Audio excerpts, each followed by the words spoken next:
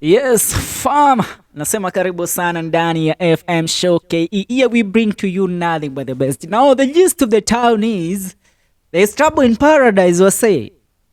Kumeharibika. The Mariahs, or can you call them the Mariahs, the way you used to call them back in them days. Lakini kutoka Saizita Okoke tunawaitanga the blessed couple, the Mariahs. Now, the news of the town is Saizita ameweza express dissatisfaction in a marriage ambapo she has officially said that she is off from a marriage and she is now single. Yes, kupitia ukurasa wake wa kijamii wa Instagram, Saizita amesema hivi. And you know, if there is one thing that I can always say ni kwamba Saizita ni mtu ambaye hatujamzoea na kiki, hatujamzoea na propaganda za kijinga. So once she says something, she means it. And remember, this woman right now, she is a pastor. She's a woman of God. Now, amesema hivi kupitia ukurasa wake wa kijamii. Sometimes marriage works by God's grace, and sometimes it does not. But all in all, God is still on the throne. I have been married for 11 years and now I start the journey of single. But God is still on the throne. I worship you, Yahweh. Nakumbuka mwaka ulikuwa ni mwaka wa 2021. Sisi kama wambea wa mtaa tukaweza kumfahamisha Saizita ya kwamba kuna binti anaitwa Mary kutokea Germany alikuwa katika mahusiano ya kimapenzi na DJ Mo ne DJ Mo top the top. Tuliweza kumwambia Saizita ukweli wa maneno.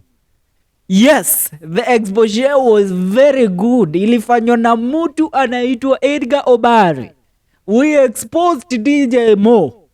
I remember then I was a journalist at Janjala Mjini TV doing the gossip column. Na tulipiga hiyo story, tulichambua hiyo story, and I tell you, hakukuwa na uongo yoyote. Jamaa alikuwa anakula vitu zingine zinakaa sumu. Magainie nini edaugo madao yaga yode kere, lakini ukweli usemo. Now it seems Saizita amefikia point ya kusema, you know what, nimevumilia hii upumbavu for a very long time. Remember DJ Mo na Wambo wako na watoi wawili. Mtoi wa kwanza anaitangwa Ladasha Bele, a very beautiful intelligent young girl, their firstborn daughter. The second born is a son by the name of Moriah Jr. And they have a very beautiful family. They are one of the most successful entertainment couple that we have in the 254. Lakini kwa sababu mwanaume kidudu mtu alisema hawezi tulia huko ndani ya Dhuruare. Nakwambia, let me tell you, this is not about Saizita being toxic or something. This is about cheating. There is nothing else that can imefikia point, you know, sometimes unaweza vumilia ndoa for a very long time. Ni haram.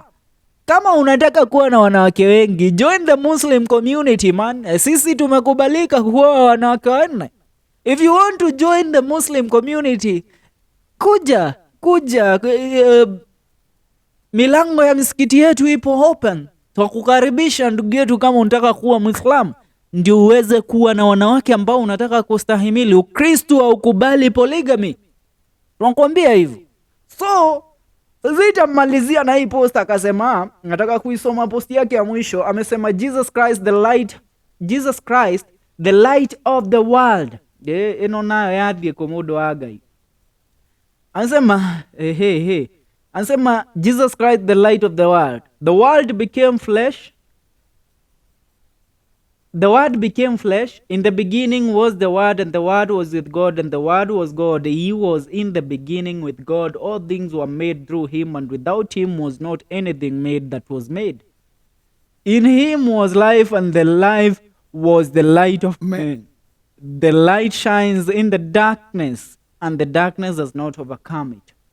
Osione Saizita neko ni inara nina amesema kehiko keu dauga neke die kiumaga nekubaya. Hey Saizita, karibu kwa hii uwanja ya singlehood. Sasa na wewe umeamua kuachana na mwanaume wako wakati kuna baridi hivi na ni mwezi wa Julai ndio unaisha. Yes, so now kumbuka hii ni FF Show KE. We do it like we never did it before. Yes, subscribe.